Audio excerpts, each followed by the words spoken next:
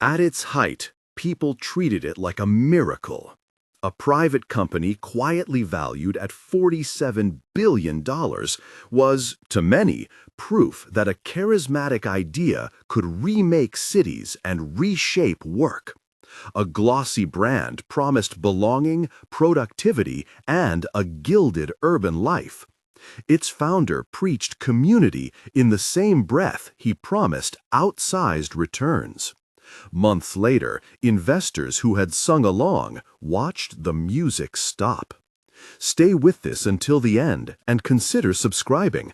There's more on the channel about the incentives that make stories like this possible. Adam Neumann first appeared to outsiders as a force of personality. Tall, soft-spoken, able to make a cramped SoHo loft feel like a movement. He and Miguel McKelvey had, in the mid-2000s, cobbled together a prototype of shared work in a neighborhood of used furniture stores and printing shops. The initial space smelled faintly of varnish and espresso.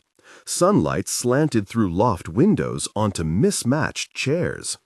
Miguel, who had trained as a designer, focused on how people moved through a room. Adam sold the idea to landlords in a cadence that felt less like negotiation and more like seduction. The model was simple on paper and intoxicating in practice. Short-term, flexible space for people who wanted more than an office. A community where solo entrepreneurs, freelancers, and small teams could meet, mix, and matter. Early members remembered the small rituals the company created: Sunday pizza nights, late-night workshops, a bulletin board where members posted ideas and gigs. The places felt like a club, and if you were young and hungry and paying month to month, they felt like home. That community, more than desks or Wi-Fi, was the company's original currency. What helped scale that feeling into a global brand was an unusual financial architecture. Instead of buying buildings, the company agreed to long commercial leases and fit them out. It would shoulder the capital expenditure and sell the short-term memberships to tenants. That mismatch, long lease commitments paired with short-term revenue streams, introduced the core fragility. Within the company, managers spoke frankly in private. It was a bet on consistently high occupancy and low churn, and those assumptions rested on sustained growth. Externally, executives would tell investors a different story: a technology-light flywheel, an asset-light model, a data advantage that would make the business defensible. The marketing line became almost doctrinally not a real estate company. Those two competing narratives, the gritty, lease-heavy business and the lofty, tech-inflected vision, coexisted for years because capital flowed readily. Investors were not only buying desks, they were buying a narrative, community as a scalable, monetizable force. Inside the company, culture hardened around the founder's charisma. Employees spoke of Monday morning meetings that resembled rituals, chanting, applause, and slides with slogans that read less like strategy and more like scripture. Some former employees later described the environment as cult-like, a characterization that reporters and commentators picked up and repeated. Those who used that term, however, pointed to specific behaviors: mandatory participation in brand rituals, intense pressure to demonstrate loyalty, and a social architecture that rewarded unquestioning devotion. It was a workplace where a vocal minority's enthusiasm became the unofficial metric of success. The family influence was visible and consequential. Rebecca Neumann, Adam's wife, was present in company branding and programming. She introduced wellness-minded product ideas and was involved in initiatives that blended lifestyle and education with workspace, including a school project and consumer-facing brands. Observers noted how those efforts shaped both the company's aesthetics and its priorities. Some executives welcomed Rebecca's instincts. Others worried that time and resources shifted to projects that had little apparent path to profitability. As WeWork expanded aggressively into new neighborhoods and cities, the company's internal story evolved to justify the scope. Each new market added another lease liability. Each flagship location demanded bespoke design and high-end finishes. The offices themselves, glass-walled conference rooms, curated coffee stations, orange sofas stored up in warehouses, became physical proof of the brand. Photographers, design blogs, and lifestyle media fed a glossy image that both attracted members and obscured operational risk. Investors, for their part, played a role in scaling both narrative and valuation. Benchmark and other early venture firms provided the initial fuel, endorsing the thesis that a consumer brand for physical space could be worth tech multiples. Later, large institutional investors and banks moved in, treating the firm like a platform instead of a landlord. SoftBank's entry, led by Masayoshi Son, marked a pivot from venture validation to a global bet. Masa had built a reputation for placing large, if occasionally eccentric, convictions. He favored founders with grand visions and was willing to underwrite scale without waiting for normalized profitability. Insiders would later say that his appetite for transformative bets gave companies like this a permission structure to pursue expansion at all cost. For Adam, the narrative felt existential.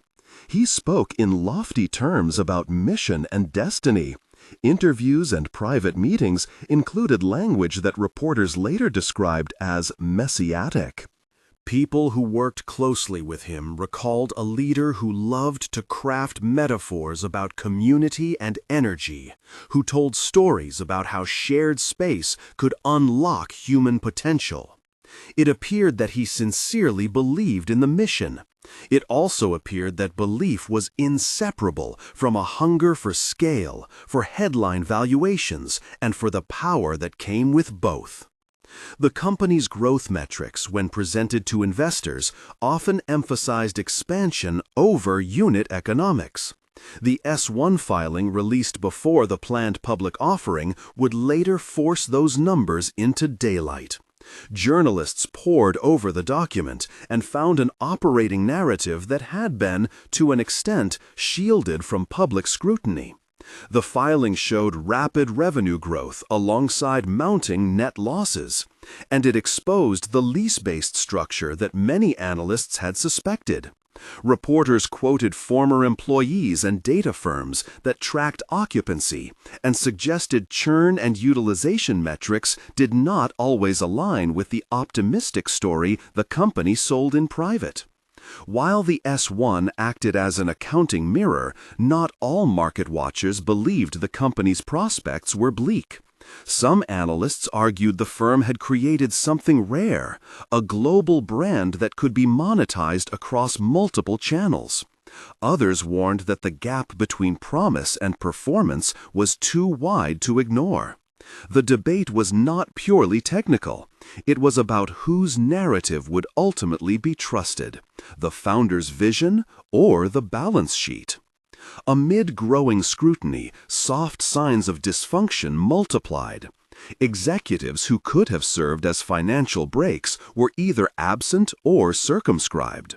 Miguel McKelvey, the co-founder with a background in design and operations, had been a stabilizing force in the early days.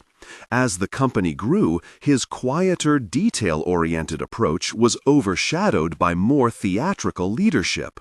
Board members, some of whom had decades of corporate experience, wrestled with a founder who retained outsized control through special voting structures and complex governance arrangements. The concentration of decision-making made it difficult for investors to impose conventional discipline without risking dislocation or a public fight. As the company prepared for an IPO, tensions that had been simmering surfaced in public. Reporters detailed odd personal investments, conflicts of interest, and unconventional governance moves. Documents and interviews suggested that Adam had routed some business dealings through entities tied to his family, and had engaged in transactions that complicated investor perception. Journalists wrote about the influence of family projects on corporate priorities. Whether those projects were materially harmful or merely eccentric became a central question in public debate. One of the critical, overlooked fractures was operational. The company's underlying leases were long-term obligations that could not be turned off when demand softened. In some markets, occupancy fell. In others, members churned to competitors or returned to remote work. The company's unit economics began to strain under these realities. Analysis firms and journalists reported that the business generated a chunky top line, but ate through cash to maintain locations, marketing, and aggressive expansion. The public started to compare the firm's model to past booms where narrative-driven growth had outpaced viable business fundamentals. Behind the polished investor decks were employees who felt increasingly uncomfortable. Former staffers recounted a bifurcated experience. On one hand, a workplace brimming with people who loved the mission.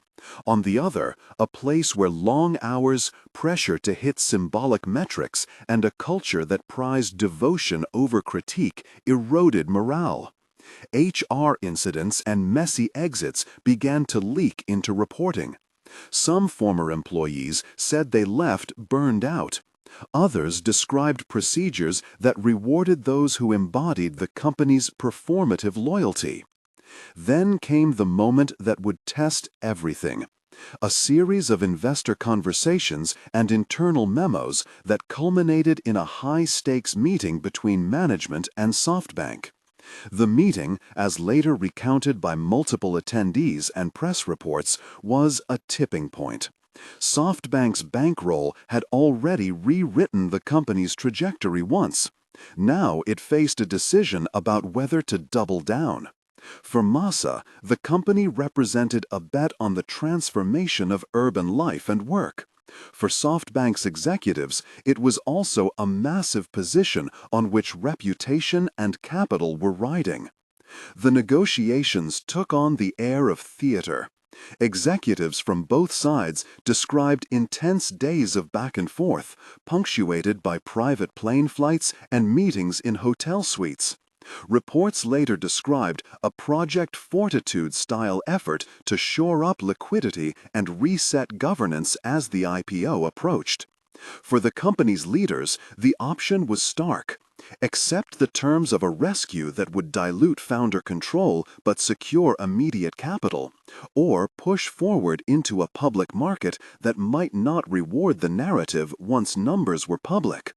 It appeared that few participants fully grasped how public scrutiny would reframe the story. Before the rescue terms were finalized, the S1 became a public Rorschach test. Media outlets and financial bloggers combed through the filing. Opposing narratives collided. On one side, fans and some analysts defended the brand and its community momentum. On the other, critics highlighted losses, governance oddities, and what they called a culture of excess. The social media and business press feedback loop amplified both claims and unearthed new details. Headlines that once celebrated speed and scale now asked a different question: at what cost? At a production meeting in which the company had rehearsed IPO messaging, employees circulated slides that emphasized global growth and market opportunity. Outside the rehearsal rooms, reporters published profiles and interviews that pulled at threads the company had preferred to keep private. The actorly quality of weekly calls, inspirational presentations laced with aspiration and a steady drumbeat of metrics, contrasted with the forensic scrutiny opening up in real time. Hey, quick sponsor note from me. If you're tracking the incentives that shape companies, Better Wealth helps investors build diversified portfolios with simple, low-cost funds so you don't end up overexposed to narrative-driven bets. Check the link in the description to learn more. When the filing landed, a new pressure point emerged. The markets now had access to a ledger that told a different story than most marketing materials. The S1 exposed not just losses, but the complexity of the company's related party deals, the cadence of founder transactions, and governance structures that insulated leadership. Financial journalists highlighted key passages. Analysts added color, and the narrative shifted from celebratory optimism to skeptical scrutiny. Investor meetings that had once been so congenial turned sharp and procedural. Questions about occupancy, churn, and capital intensity replaced the rhetoric of destiny. Management's answers, which had been persuasive in private rooms, read differently on polished transcripts and in the light of numbers.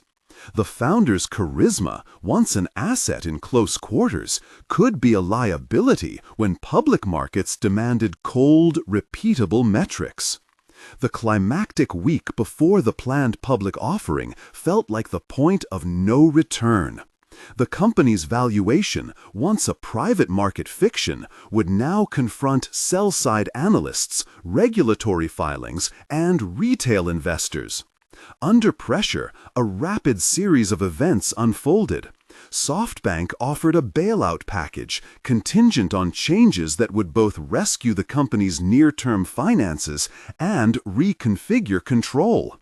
Terms leaked and were loudly debated. Shareholders, board members, and management grappled with a redefinition of priorities. For Adam, whose personal and public narratives were tightly coupled to the company's mythos, the moment was existential. As the dust settled, the founder stepped back from the company's leadership. The resignation was framed in pragmatic terms, a governance reset meant to facilitate the rescue and to restore confidence. Commentators described the turnaround as messy and inevitable.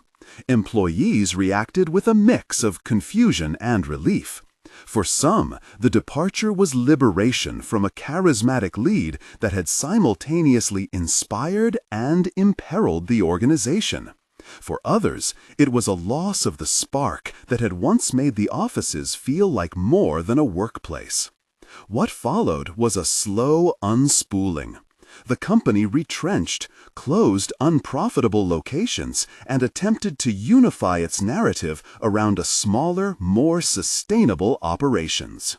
Media coverage framed the collapse as both a cautionary tale and an indictment of a particular era of venture capital, the period when narrative, personality, and the promise of transformation could command valuations before fundamentals had been tested. In the aftermath, the human cost lingered. Employees who had moved cities for jobs, who had burned vacation days and savings, found themselves cut loose. Landlords who had made long-term commitments based on a company's brand faced losses. Retail investors who had held secondary market positions watched paper valuations vaporize. Critics argued that the culture of founder worship and the structural incentives of venture finance had conspired to let a fragile model balloon into a global problem. But the story was not reducible to one person. Investors who pushed for growth, boards that deferred, and markets that rewarded narrative over discipline all played roles in the escalation. The rescue that saved the company in the short term also demonstrated how concentrated capital can prop up models that, left to their own devices, would have been forced to prove unit economics earlier. Years later, the brand was still present in many cities, though in a different posture. The era of unquestioning exuberance had ended, and new questions about accountability and structural incentives had taken root in investor conversations. Founders and funds watched the arc as both a cautionary tale and a blueprint for what not to repeat. Charisma must meet governance. Community must be matched by sustainable margins, and large capital pools must balance conviction with prudence. It would be wrong to end on moralizing alone. The company had delivered something real for many people. Places to start projects, make friends, and build businesses. For a time, those spaces mattered.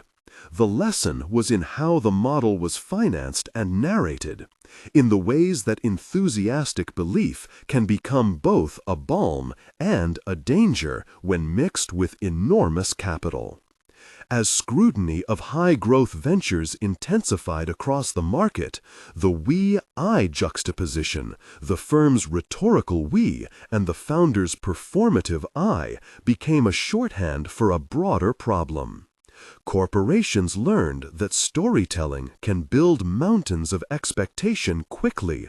Markets reminded them that numbers eventually demand matching narratives. Perhaps the most enduring image from the whole saga was less a financial chart than a simple conference room. Glass walls, a circle of chairs, a founder standing in the center, and a brand that, for all its glamour, had to reckon with the arithmetic of leases and loyalty. It appeared that many who had once pledged allegiance to the vision came away with a more cautious skepticism. Investors recalibrated, journalists sharpened their questions, and employees, the daily carriers of culture, moved on with lessons learned. The company that had once been a symbol of audacity ended as a case study. How growth, rhetorically dressed as destiny, can falter when it meets the steady logic of costs and contracts. The story was not over. Lawsuits, governance reforms, and new ventures continued to ripple outward. Some of the brand's former enthusiasts started rival co-working ventures with different governance models. Others argued for stricter oversight of related party transactions and founder-linked deals. In classrooms and boardrooms, the company's arc was taught as an object lesson in incentives and narrative. For now, the city still had those glass suites and orange couches, but the music had changed. What remained was a question that would outlive headlines. What do we owe to the people who build movements, and what do we owe to the markets that fund them? Outside the glare of headlines, the business of unwinding a myth proved painstaking and irregular. Depositions stretched for months. Lawyers sifted through emails, compensation agreements, and presentation decks. Auditors re-examined revenue recognition policies. Plaintiffs' counsel argued over the scope of fiduciary duties and whether the board had exercised independent judgment or simply acquiesced to an incandescent leader. Some suits settled quietly, with confidential terms and modest payouts. Others trudged toward trial, gathering momentum as former executives decided they would not let the record be rewritten by press statements alone. At town halls and community meetings, the effects were granular and human. A landlord who had once signed a 10-year lease because of the company's perceived stability found himself negotiating with a creditor for months. He rearranged storefronts, signed short-term pop-up tenants, and took to walking the building's stairwell at dawn to inspect leaks and make lists of repairs he could no longer defer. A manager in the events team, the person who had booked speakers and balanced budgets while the brand burned through cash, re-enrolled in a certificate program for non-profit management. She traded corporate lanyards for grant applications and discovered with a bitter sort of relief that institutional funding required fewer promises and more paperwork. Among investors, the recalibration was almost ritual. Limited partners demanded new reporting standards. Some funds redesigned their term sheets to include stricter milestones and clearer governance triggers. General partners who had once prized narrative instincts now added checks. Tighter diligence on unit economics, baseline ratios for revenue per square foot, and mandated minority seats for investors on boards. When growth assumptions outpaced proven performance, the conversation about skin in the game became less romantic and more contractual. Boardrooms filled with new clauses, clawbacks, independent audits at fixed intervals, and protocols for related party transactions. The founder, for a time, retreated to quieter interviews. He gave answers that were careful where they had once been incandescent. Acknowledgments of misjudgments, scripted regrets, and explanations that navigated between accountability and the inexorable pressures of scale.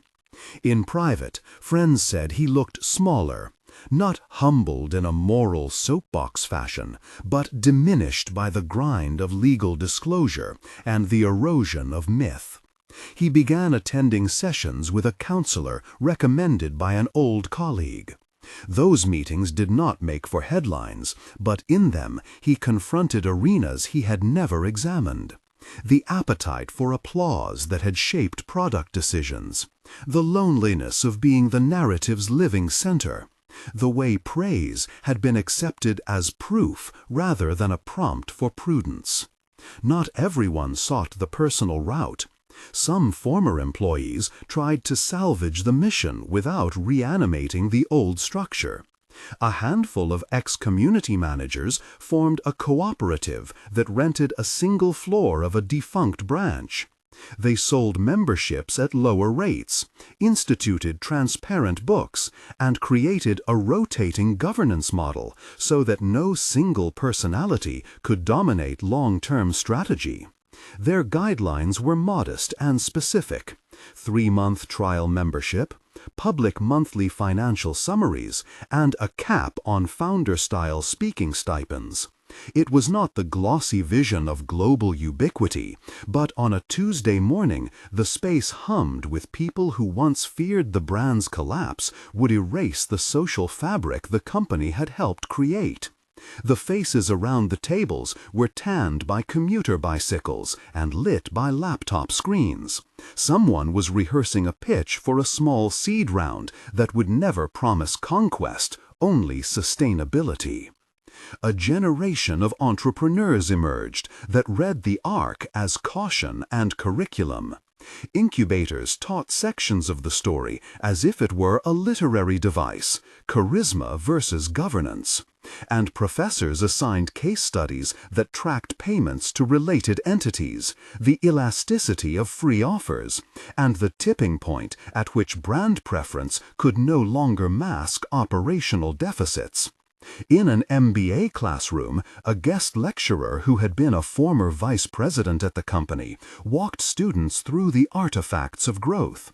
Early spreadsheets showing promotional spending, internal memos advocating for faster expansion, and a chain of emails that revealed how optimism had hardened into compulsion.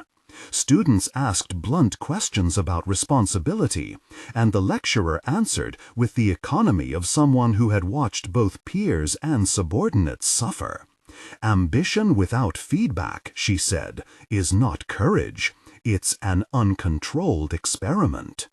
Regulators, slow and deliberate, took fragments of the public's concern and crafted responses.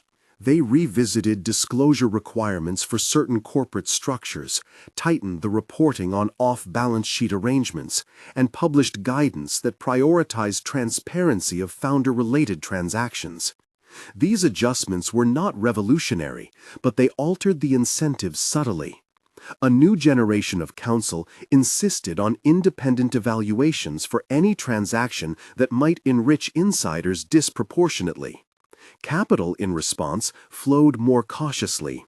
Syndicates required proof of durable margins before committing, and lenders asked for rolling covenants tied to occupancy and cash burn rather than visionary letters from charismatic founders. At the same time, the brand's visual remnants, the signature orange, the trademarked font, the modular furniture that had once signaled a lifestyle, persisted like cultural fossils. Designers repurposed the orange into new palettes. A chain of cafes adopted the modular couches, and a municipal initiative used the company's furniture to furnish a public youth center. People who had once posted ecstatic photos of brand-hosted events now scrolled past them with a different sensibility. Nostalgia, yes, but also an analytic eye that parsed the photo's aesthetics from the economics it had masked. The founder's reputation followed neither a straight line of ruin nor restoration. He collaborated, haltingly, on a book that attempted to explain the architecture of belief that had propelled the venture. Early chapters confessed to miscalculations, later sections argued for the value of communal space, and a final portion proposed a framework for better governance. Critics panned selective memory and the occasional rhetorical flourish that still read like spin. Supporters saw a man trying, perhaps too late, to render meaning from chaos. The book tour was not triumphant. It visited secondary markets and intimate theaters where audiences were smaller and questions sharper. Often the sessions ended with procedural applause, the ritual of public conversation that left everyone, reader, author, critic, with the quiet sense that something important had been learned at a cost that could not be refunded. Entrepreneurial energy, predictably, did not evaporate. It rerouted. Some competitors capitalized on the vacuum by offering more conservative models, longer-term leases negotiated with landlords, higher per-seat pricing that acknowledged operational costs, and clearer lines of responsibility. Others doubled down on the social element, but insulated governance with worker representative boards and profit-sharing mechanisms. A few dared to try hybrid models that balanced local community programming with corporate sponsorship, forcing everyone to reckon with tensions between mission and monetization in more explicit terms. For the people who had built their lives inside the brand, the aftermath was an assemblage of compromises. Former employees stitched together new livelihoods. A marketer established a boutique consulting practice advising small cities on placemaking. A community director became a program officer at a regional foundation. A facilities coordinator learned HVAC maintenance and opened a small contracting business. The practicalities of survival, rent, healthcare, family obligations shaped the way lessons were internalized. For many, the story that mattered was not a market analysis, but a ledger of months when checks were late and promises were broken. They carried those months into new ventures with a renewed insistence on clarity and an aversion to hero worship. At the civic level, reactions divided along lines of memory and necessity. City officials who had once welcomed the company's expansion because of promised job creation now drafted more cautious incentive agreements. They required clawbacks on tax incentives, milestones for employment, and performance bonds to ensure that public resources were not deployed on the strength of future myth.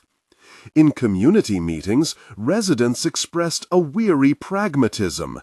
Spaces were valuable, but they wanted guarantees and community input that could not be overridden by a charismatic CEO's speech. The legal entanglements, meanwhile, wound on like slow-moving storms. Discovery produced documents that historians and regulators would parse for years. And a handful of trials forced uncomfortable conversations about the limits of persuasion in markets. Judges and juries, when called upon, had to untangle questions that were as ethical as they were procedural. When does vigorous optimism cross the line into misleading representation?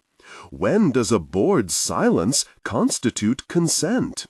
Those questions did not have tidy answers, but their adjudication shaped a new jurisprudence around growth companies and the obligations of those who raised private capital while promising public-scale transformation.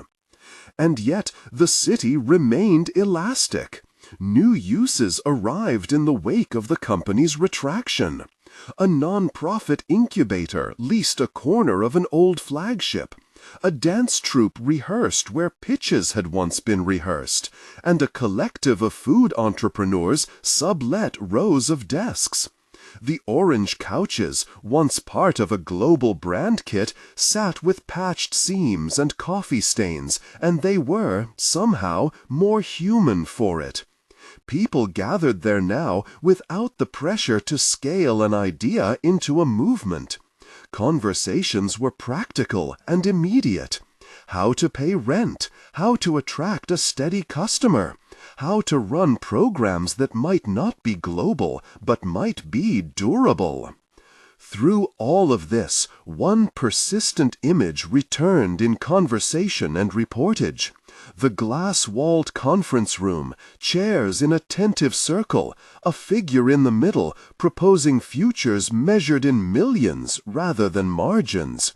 The image endured because it crystallized a broader tension between aspiration and accountability, between community building and commodification. That tension did not resolve itself with a settlement or a reform. Rather, it shifted the field of play. New actors entered with different priorities. Some old actors left quietly, their loyalty replaced by skepticism. And the markets, always hungry for both story and truth, learned to ask more searching questions, not to make growth impossible, but to make it more legible. What remained unsettled, even years later, was an ethical ledger that no balance sheet could fully capture. The people who had been drawn into the orbit of the brand, those who bought memberships, those who took jobs, those who trusted the narrative with their savings, had been promised something more than space, a chance to belong to a movement that seemed to ennoble everyday risk. The feedback loop between that promise and the company's incentive structure revealed where responsibility lived. Some sought restitution through legal channels. Others searched for meaning in the small projects they kept alive. Across the city, the residue of what had been built persisted, not the bubble of myth, but the tangible places where work and friendship and creativity continued, now organized with harder-won humility. The narrative, in other words, did not simply end with a collapse. It entered a new, less glamorous stage: slow repair, incremental governance, and the creation of models that acknowledged, sooner rather than later, the arithmetic of day-to-day life. The founder's story remained a cautionary thread woven into a larger tapestry. Our era's hunger for leaders who can promise destiny, the market's susceptibility to vernacular miracles, and the human cost when charisma overwhelms control. And yet, the city, as always, held the capacity to transmute. New communities formed in the shadow of the old. Different voices learned to ask for contracts instead of sermons. A different kind of ambition took root, one less eager for spectacle, more fluent in spreadsheets and in neighborhood meetings. The experiment was not over. It had simply changed form, scaled down into spaces where accountability could be seen, negotiated, and enforced. Far from the press conferences and investor decks, a small group met on a rainy Friday evening in a repurposed floor that used to be a showcase unit. They had no name that sought to be global. They had instead a list: pay staff on time, publish monthly financials, rotate leadership, cap founder stipends, and invite a neighborhood representative to monthly strategy meetings. They lit inexpensive lamps, unpacked sachets of coffee, and read the budget aloud. It was an unromantic act of community governance, but it was exactly the kind of unglamorous work that the earlier era had lacked. Above them, through glass that had once reflected a skyline of possibility, the city lights kept their indifferent watch. The orange couches sat in a corner, patched and small, witness to a long season of thrill and reckoning. Conversa rose and fell in the room, practical, careful, and determined. It was not the final chapter of a myth. It was, perhaps, the first page of a different kind of story. They read the budget twice, not out of ritual, but to make sure nobody could later say they had not heard it. Pages fluttered under the cheap lamplight. Matteo, who had become the de facto treasurer because he still liked numbers and because no one else did, pointed to a line item and then to the faces around him. "We will owe 2 months of rent if we don't collect the summer program fees," he said. His voice was plain. "We will owe 3 months of overtime to the cooks unless we set a schedule that lets them go home." Priya, who ran the small kitchen that had been the original reason many of them met here, put down her cup. She had a habit of tucking her hair behind one ear when she was deciding. "We can," she began, and then stopped because the room had taught them to be specific.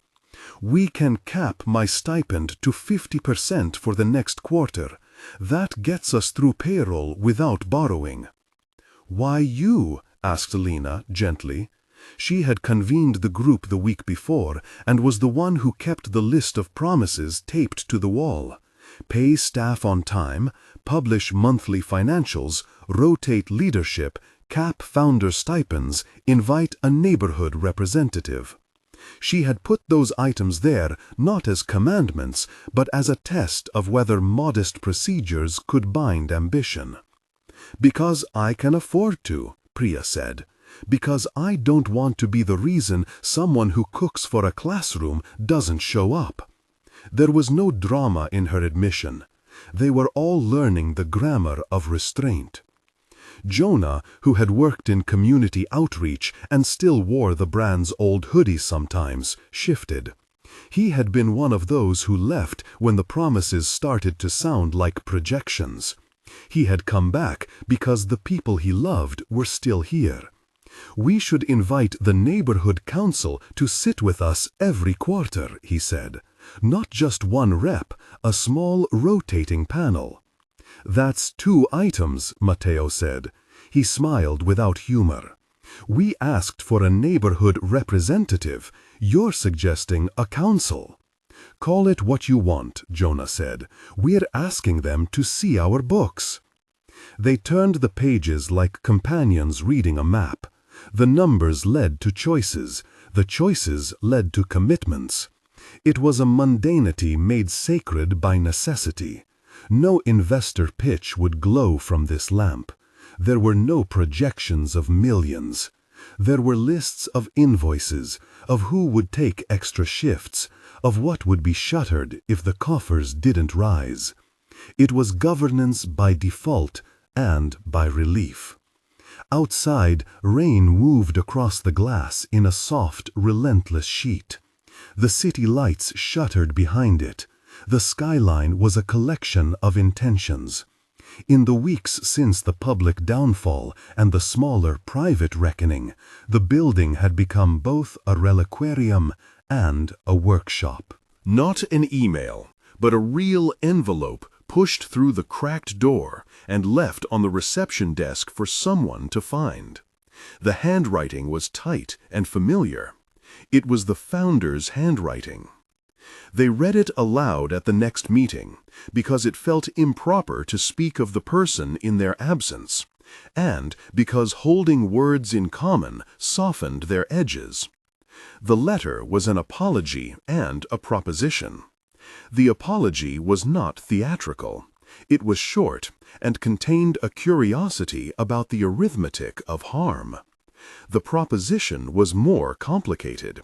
The founder asked whether the group would consider an advisory role if they would agree to a phased plan to rehabilitate the brand under transparent governance. He suggested modest funding, seed money in exchange for oversight. The room grew quiet in that specific way that means history had intruded into the ledger. Some looked at the letter as if it were a map back to the old geography.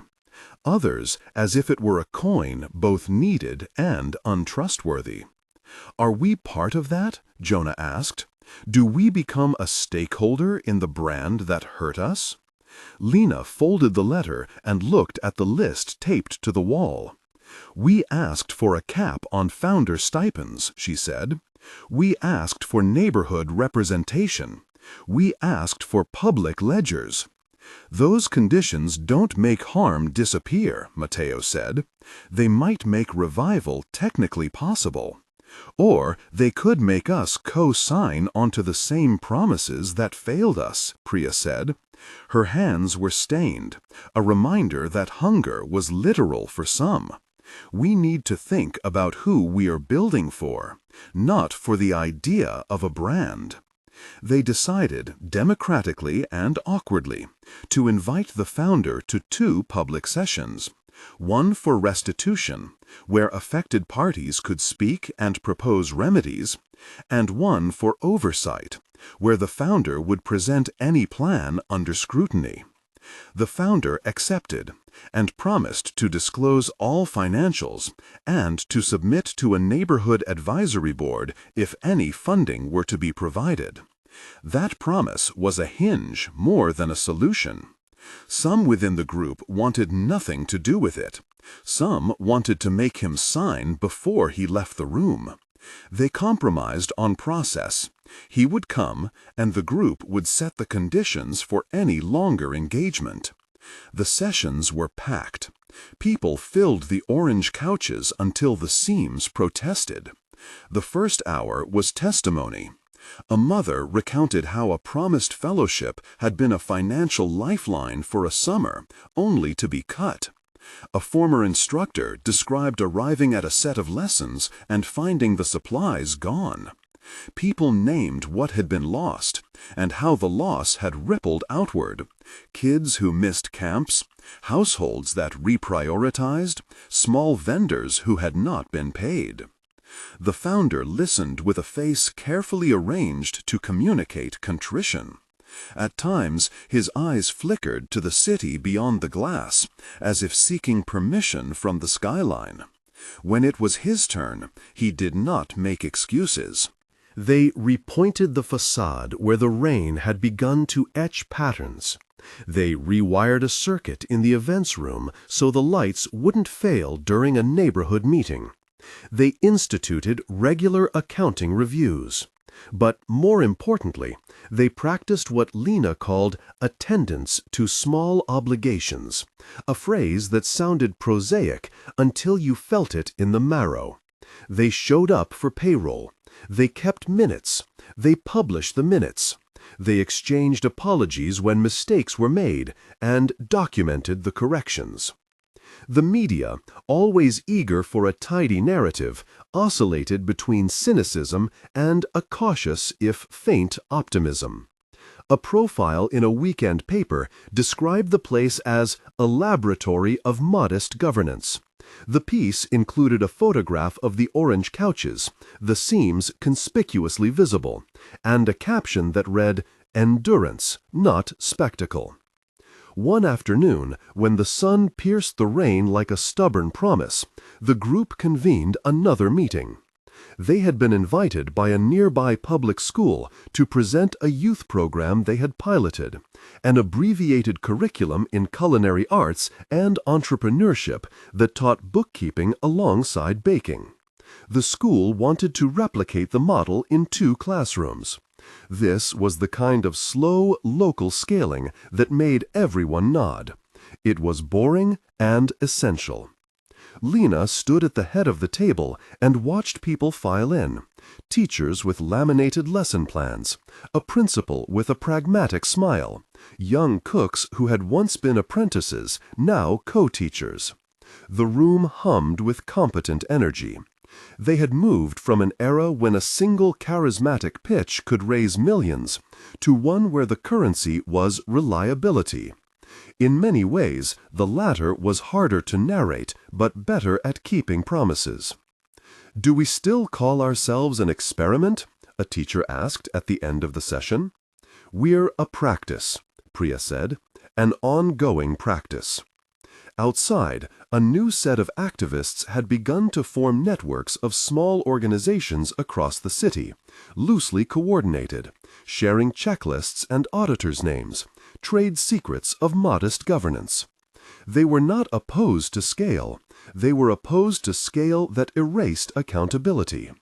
The vocabulary had shifted from a hunger for spectacle to a hunger for legibility.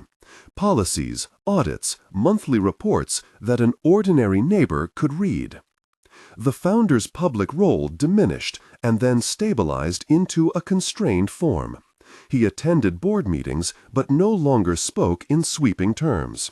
When he left the building on the nights the neighborhood met, he passed down corridors where names were written on bulletin boards, names of instructors, of volunteers, of vendors, and he read them with an expression that looked less performative than before.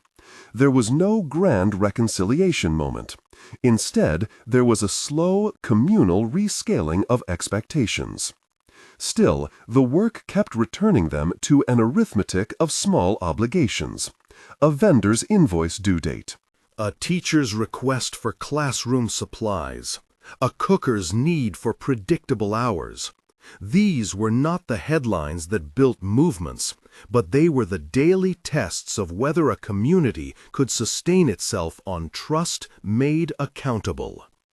On a rainy Friday that smelled of wet asphalt and fried dough from a street vendor 2 blocks over, Lena taped the latest monthly financial summary to the wall. The numbers were flatter than those the old press conferences had promised, but they were real. People came and read. A neighbor asked where they had saved on utilities. Another asked whether a proposed youth stipend had been funded. Mateo answered with the patient authority he had cultivated. Priya passed around slices of a new flatbread she'd taught the kids to make. The orange couches sagged comfortably under the weight of ordinary bodies. As they filed out, a journalist from an online magazine stopped Lena and asked whether the city had learned anything from their experiment. She considered the question. The rain had slowed to a drizzle. The lamps in the conference room glowed like patient eyes. "We learned to listen to our ledgers," she said, "and to our neighbors." From the pavement, a figure watched as people dispersed. Someone who had been in the earlier orbit, but who had not yet returned to the room. He wiped his hands on his jacket, then turned and walked toward a bus stop with the rest of the commute. The night folded over the city, practical, unshowy, and loose with possibility. The orange couches remained, patched and small, a witness, not a monument. In the weeks that followed, the group's governance model began to attract attention from other organizations, not as a brand, but as a template for managing risk in community spaces. Delegations came to see the meetings, to copy the checklist taped to the wall. The city council, practically this time, in meetings with neighborhood associations and small nonprofit coalitions, began to discuss incentives for organizations that practice transparent governance. It was not a legislative boom, only a series of workshops and pilot programs, but it was the infrastructure of slow repair, small grants for bookkeeping help, matching funds contingent on timely payroll, neighborhood liaison stipends. And yet, persistent questions remained. Had enough been done for those who had lost in the earlier era? Would the cultural appetite for spectacle resurface under a new guise?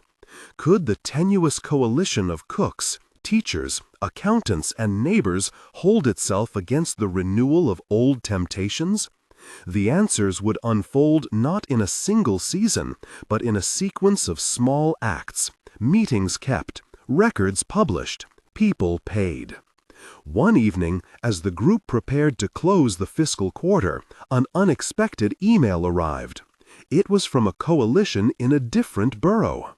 They queriam replicar um elemento.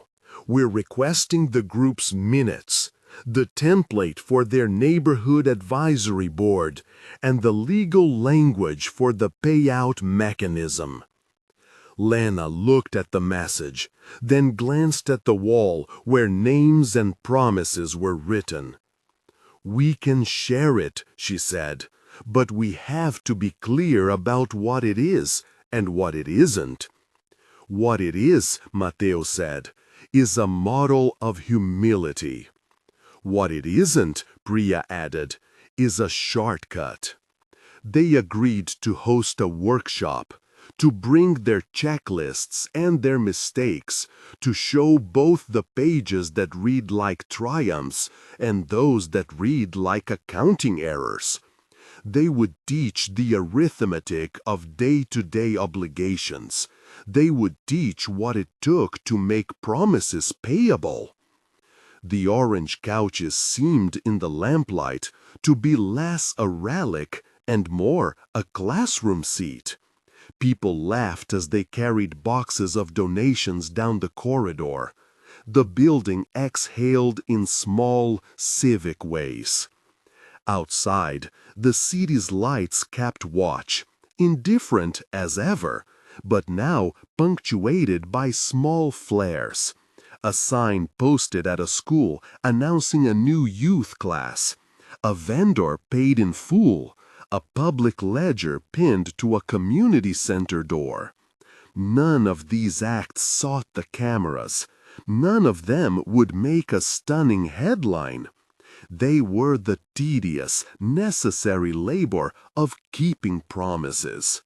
They had not undone the harm that had been done by the old myth-making, but they had begun to build an ecology in which harm was harder to hide and easier to remedy. That, for them, would have to be enough for now. They would continue to count, to publish, to govern, to meet. It was not a conclusion. It was a practice. As the rain picked up again, hitting the panes in a patterned insistence, they turned the lights down and locked the door. The orange couches, patched and small, waited for the morning. The city, restless and generative, did not stop moving. The experiment continued, no longer a spectacle, but a set of habits, and in those habits, they hoped, something like repair might take root.